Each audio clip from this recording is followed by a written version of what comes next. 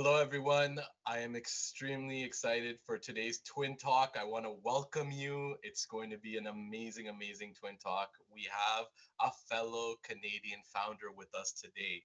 I would love to welcome Firas Fidel Saab, who is a friend of mine. He comes from my hometown of Montreal, and he is the president of Archi Aid, and he has a very, very strong background in BIM and BIM technologies.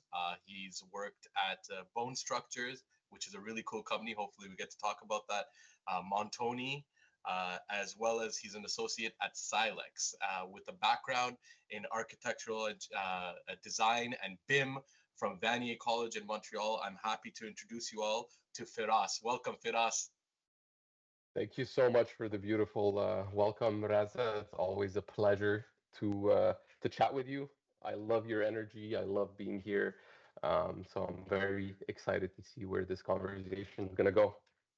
So Firas, as like BIM is such a critical part of anything that's built there in the built environment. Ironically, I met your team at a BIM conference I was speaking at École Supérieure de Technologie in Montreal. And but for the audience, many people watching obviously know what BIM is. But can you first explain what is BIM and why did you study this and why did you create a company in this field? So BIM specifically stands for Building Information Modeling. And a lot of people associate BIM with 3D modeling, but BIM in itself is a lot more than just 3D modeling. And it's the information part, that is more and more prevalent today. And due to that information, we are capable of accelerating the entire design and construction project process and make sure that we reduce the amount of errors and issues that happen during construction that can be very costly.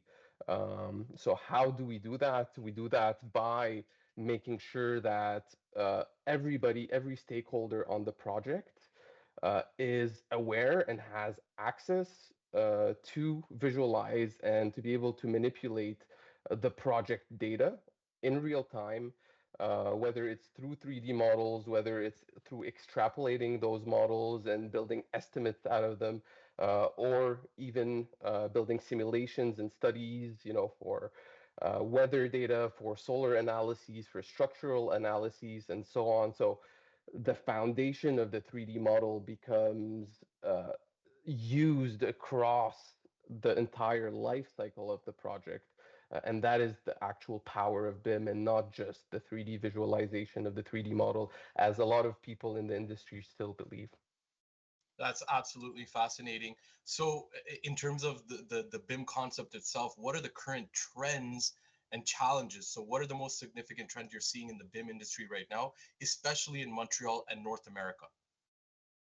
So, especially in Montreal, what we're seeing now is that cities and municipalities are finally jumping on board the bandwagon, and they're starting to require BIM, because after 15 years of pushing uh, and trying to educate the market, I finally feel like the market is starting to understand the value and the efficiency and the cost savings that comes through the deployment of this workflow. Because at the essence of it, BIM is a method of work. It's not a platform. It's not a tool.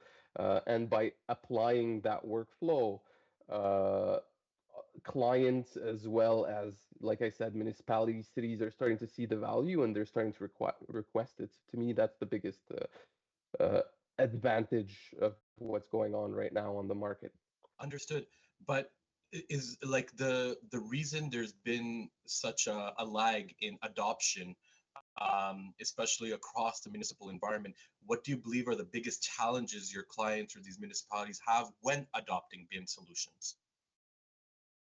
So there's a few challenges to deploying BIM. Some of them are specific to BIM. Others are, general digital transformation problems. So whenever there's a new technology that is disrupting a specific sector, instantly you're going to have resistance to that change because companies have been built around certain workflows. They've been profiting from those workflows for many years, and here comes a new technology, whether it's BIM, whether it's AI, whether it's anything else of that magnitude, and you disrupt their day to day. So now they have to invest in new infrastructure. They have to invest in educating their employees, finding new resources, and that takes work, especially from an entrepreneurial standpoint.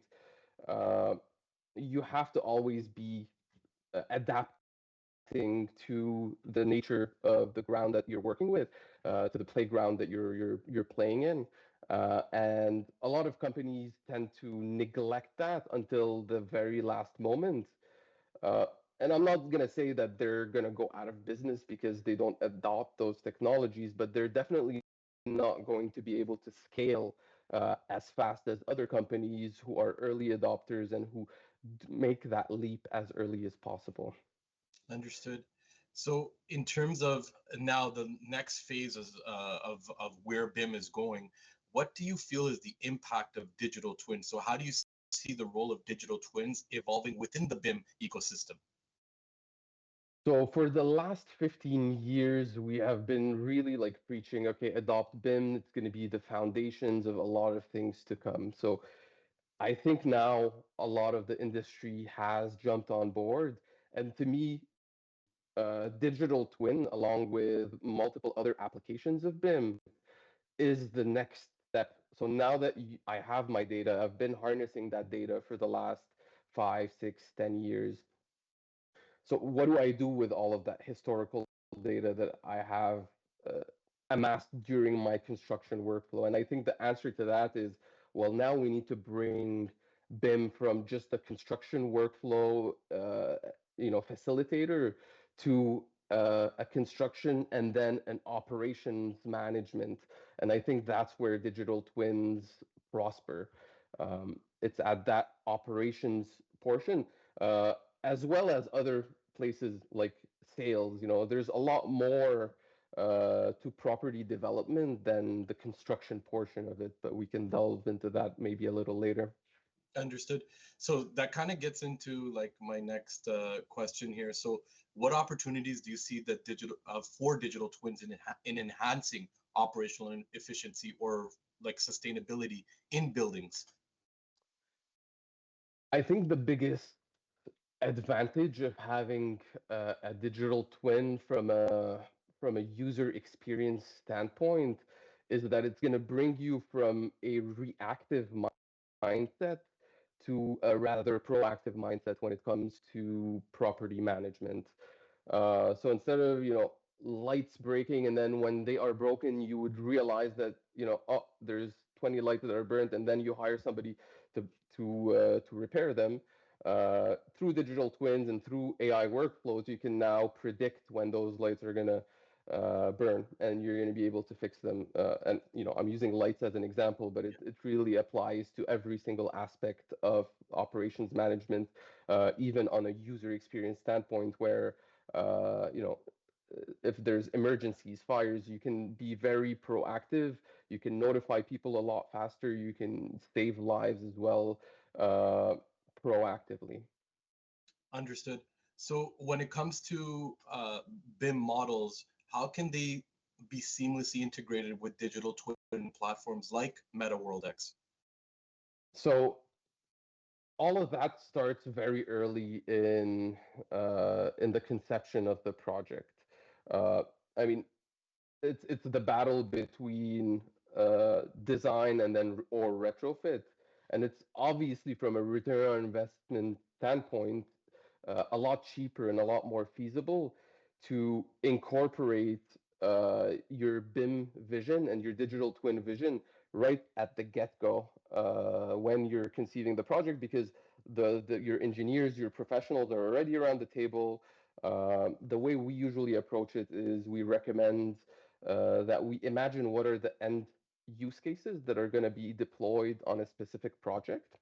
And then we would build a BIM execution plan, which uh, forces everybody on the project or motivates everybody on the project to adhere to a certain set of rules and criteria that are then going to be required in order for a building to properly manage its active. I'm missing the word in English, but its property in a digital environment afterwards through a digital twin. Understood. That's amazing. So then when it comes to like the day-to-day use of the digital twin, and now the BIM has been incorporated into the application, and this is something I wanted to bring up, especially because I've experienced the Silex side of your business. So when it comes to cloud and mobile deployment, what are your thoughts on optimizing BIM models for cloud and mobile deployment, especially for use cases like real estates or facilities management? And where does Silex come into this? So obviously, the more you feed data into your model early on in the process, the better reporting you're going to get further down the line. So when you're drawing, I'll give a simple example. When you're drawing your window, you can simply draw a 3D model of a window, and you can get your plans off of that. But then if you add also the manufacturer of that window, your warranty information on that window, Mm. uh, and all other aspects that relate to that window, then later on when you're offering a user experience to your operators, you can tell them and facilitate that information, so when they're standing in front of the window, they can simply through augmented reality scan that window, and they'll get all of that detail. They'll know what maintenance they have to do, and they'll know how to do that maintenance, who they need to contact, and so on. So the use cases are limitless as long as the foundations are properly designed and developed. And which parts of the world, because I know that we're Canadian companies, but which parts of the world do you think are actually adopting this at a faster pace right now? So we do see some adoption here locally in Montreal, in Quebec.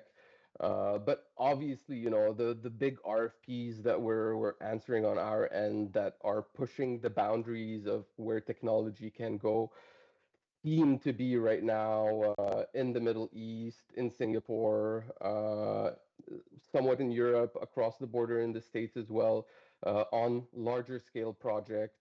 Um, there's a lot of innovation right now tied into data center development as well, where there's a lot of value in BIM because of the complexity of different subcontractors, like the electrical trade, like the mechanical trade, where you have spaghettis of uh, of conduits and a very deep complexity that where you can't do coordination on plans only because there's huge slopes. It's impossible to manage. Would need hundreds of section cuts of the building. So having a 3D model, being able to run clash detections, and then they also see the value in being able to operate the building through those 3D models and run maintenance afterwards, and provide also user experiences to the visitors of outside of data centers, like big shopping malls and so on, to be able to provide a user experience to the end user who's visiting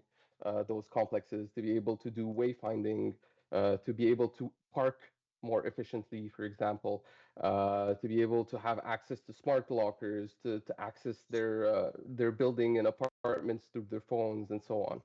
Okay, so so now we've covered, okay, like specific buildings and how we can optimize them with BIM and then digital twins, and then using these like smart solutions to really gather intelligence and make decisions from a proactive perspective. I want to switch the conversation a little bit, or actually amplify it. I was speaking in Italy at the FIWARE conference a few months ago, and this question came up, and I kept this question in my mind, and I feel like today is a very good opportunity for me to ask this question for you, for us. How do you approach scaling BIM solutions for large, complex projects or smart city initiatives? So we're going beyond, the four walls of a building now. We're going to large, complex projects like a stadium or even a smart city perspective.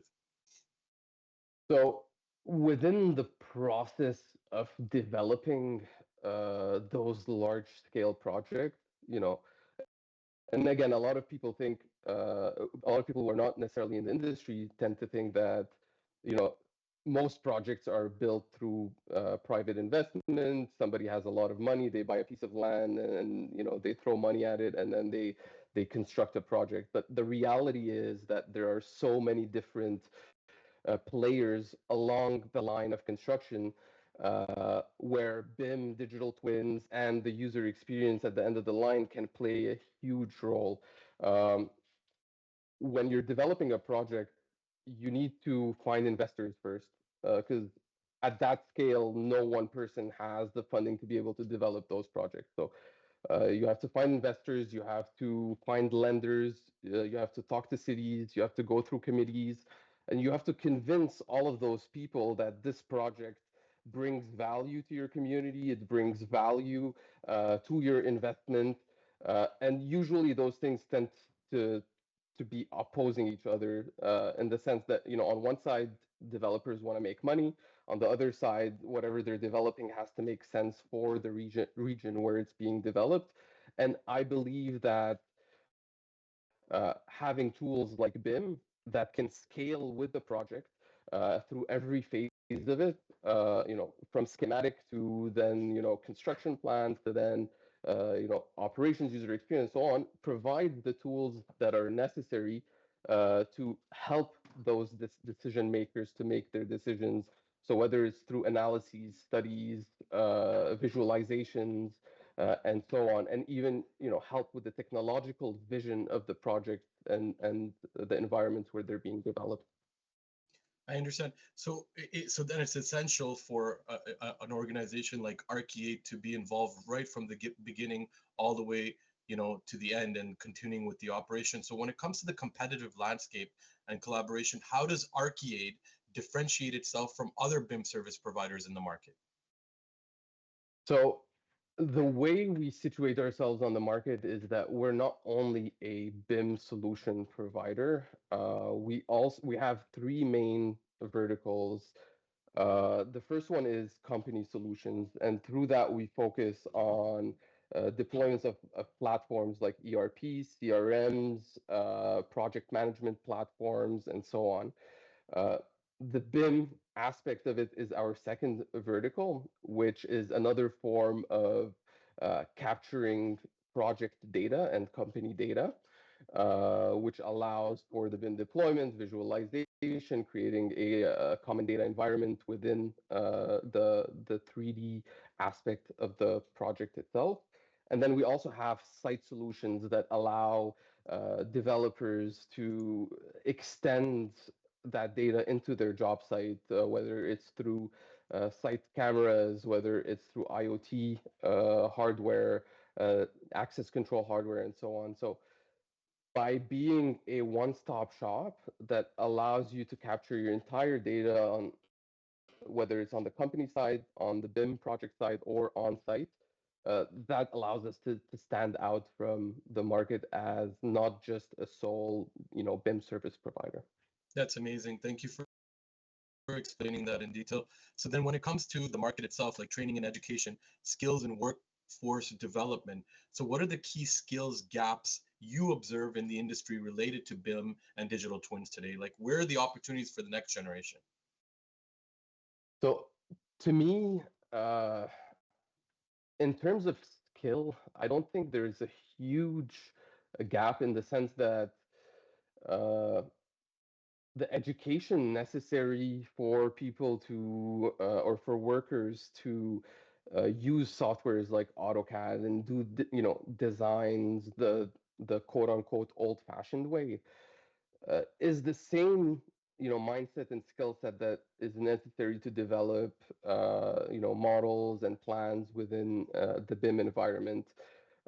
I think the same resources can easily transform if they have the right attitude and the right approach to the resources that are needed to develop it. And I think actually BIM would help uh, solve some of the resource problems and issues that exist in the market right now, because with the same amount of resources that you have, you're able to cover way more ground because you're a lot more efficient in the way you model, way you automate your process, and so on. So I don't think there's a lack of resources. I think it's a matter of education and making sure that companies have the right approach and the right mindset, and that they're willing to take on that transformative journey. Understood. So then how would you, so this requires some training for developers and architects to maximize the value of BIM tools and platforms, especially when you're bringing it into something like MetaWorldX. So how do you approach training the end user or the clients currently? So from a client standpoint, um, it's a matter of, again, educating them on the value, the efficiency, and the advantages of what running a building with that methodology allows, uh, brings to the table. Um, so whether it's on the arcade or on the Silex side, our objective is to allow property developers to manage a way larger portfolio with the same amount of resources that they have today. So, whether it's through parking automation, whether it's through access control automations, like just to give you an example, historically, a property manager of a residential tower would have to uh, create keys for every single, or fobs, even, from a digital standpoint, fobs for every single user. If a user, has a visitor, their brother, their mother coming to spend a couple months at their house, historically they would have to call a property manager, they would have to go on premises, somebody has to print that key, they have to provide it to the person, which is very, very time consuming. And imagine you have, hundreds of thousands of units to manage. In that way, it takes a lot of resources, for that one simple request across your portfolio. What we provide is the ability through, connection to digital twins, as well as IoT and user, and by building that user experience, the end user themselves are capable of providing a digital key to their relative who's coming to spend time over at their place seamlessly. They prefer that user experience from their end because it adds value and there's no barriers, so it's seamless, it's frictionless. And from a property management standpoint, they don't need to respond to those requests left and right, which, allows them to manage a way bigger portfolio with the same amount of resources. That's absolutely, like, as logical as that sounds, as necessary as that sounds. Adoption is critical, and especially in the real estate prop tech space, the developers as well as the building maintenance personnel that are actually using this are seeing the benefits of this. And I personally got to experience that when I visited Firas and the Montoni office in Laval, where he literally gave me a code and I was able to get out of the building without paying, which is amazing. So I mean, like, Firas, you want to explain that a little bit, how that works?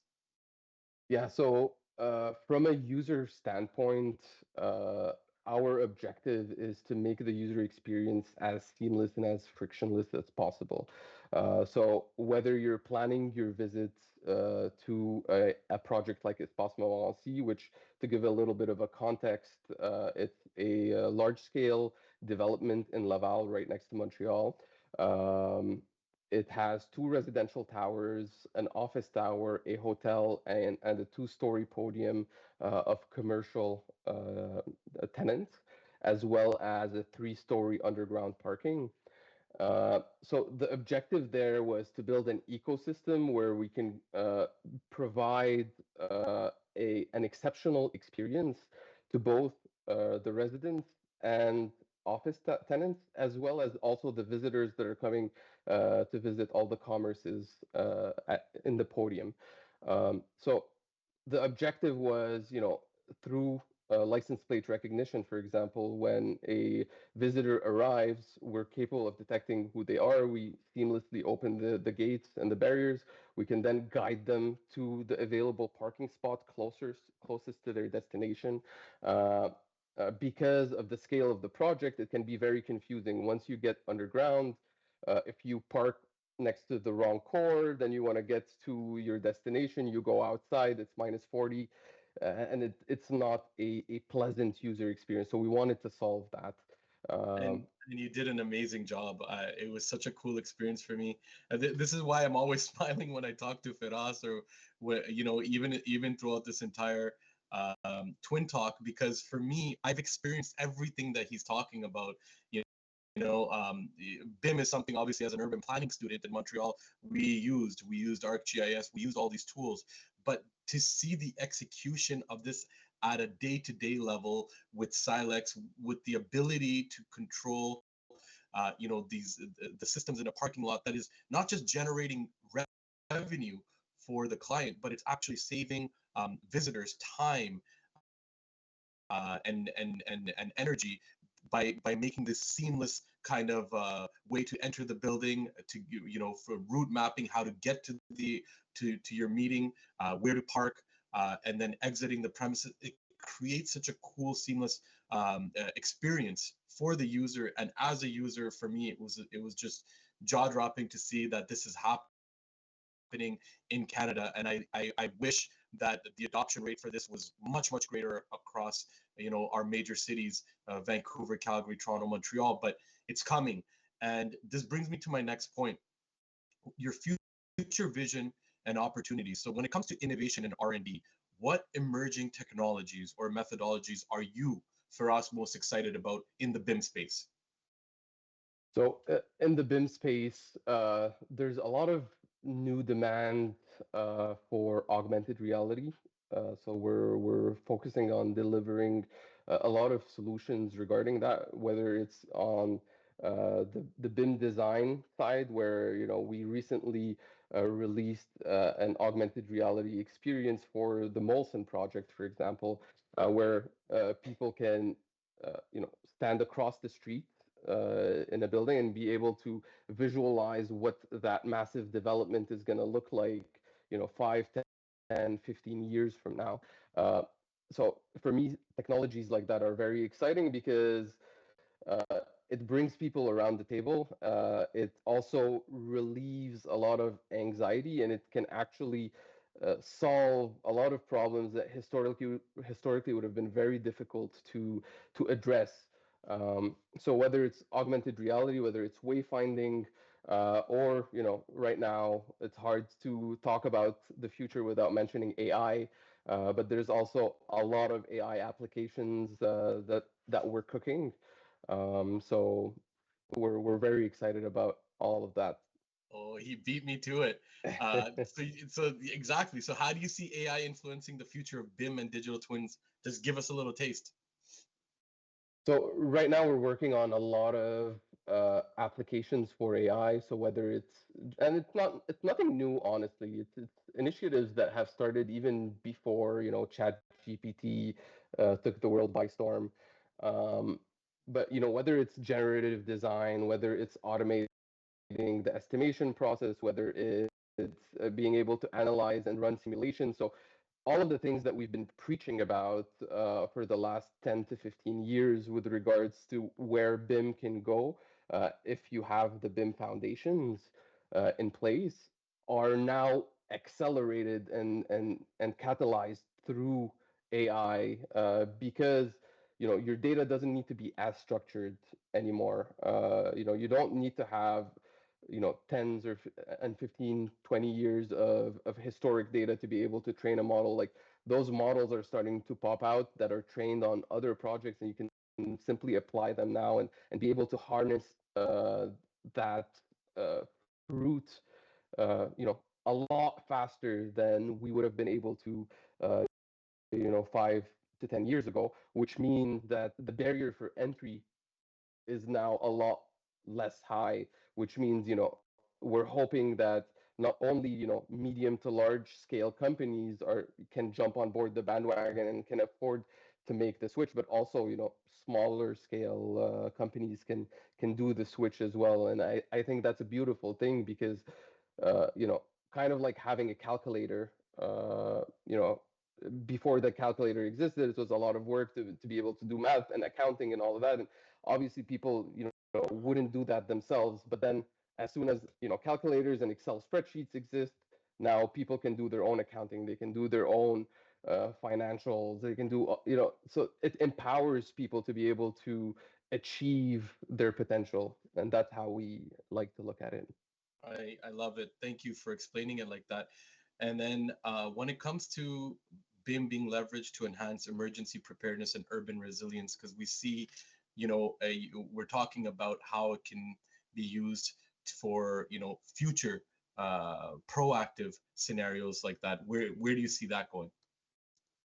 On the user experience side, and the property management side, I definitely uh, think that AI is gonna help proactively predict issues before they even happen. We see that right now on job site applications where through image recognition you can detect hazardous materials, and that can provide you with a probability of issues due to the state of the job site itself.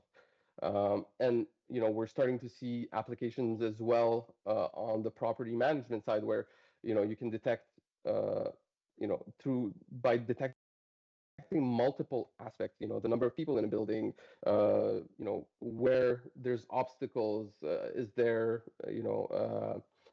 like leaks, Yeah. is the building as efficient as it can be, and due to those multiple factors you can run AI analytics to give you a probability of issues happening within your building, and that becomes a very important KPI where you can work on reducing that probability as much as possible proactively to reduce the amount of issues that would happen afterwards. And then after that, in the case where an issue does happen and you do have an emergency on site, the rate of propagation of information increases exponentially, because now every company, not every company, sorry, every property has its own application, and that application allows people to receive notifications on the spot and know that there's an issue, and how we can then provide them with wayfinding towards the safest exit, for example. So there's so many ways and workflows that we put in place to make sure that we reduce casualties as much as possible, but ideally we also try to prevent issues from happening in the get-go. That's amazing. Firas, unfortunately, we've run out of time. It's been such a educational experience for me and hopefully for the users as well. I have a request. Please continue doing the very important and amazing work that you're doing. I look up to you, I learn from you, and I urge everybody watching for any of your BIM needs or building operations needs, definitely contact Firas and his team. They're based in Montreal, but they're working on projects globally. So, with that, Firas, I thank you so much for joining me here for another episode of Twin Talk. Thank you so much. Thank you, Raza, and the feeling is mutual as well. I do look up to you. I see you're flying everywhere. You're very passionate about the topic. So we definitely need pillars and torch bearers that can bring across the message. Yeah, So thank you, I Firas. appreciate. Thank you for that. Thank you so much. All right, everyone. See you next time. Ciao. Ciao.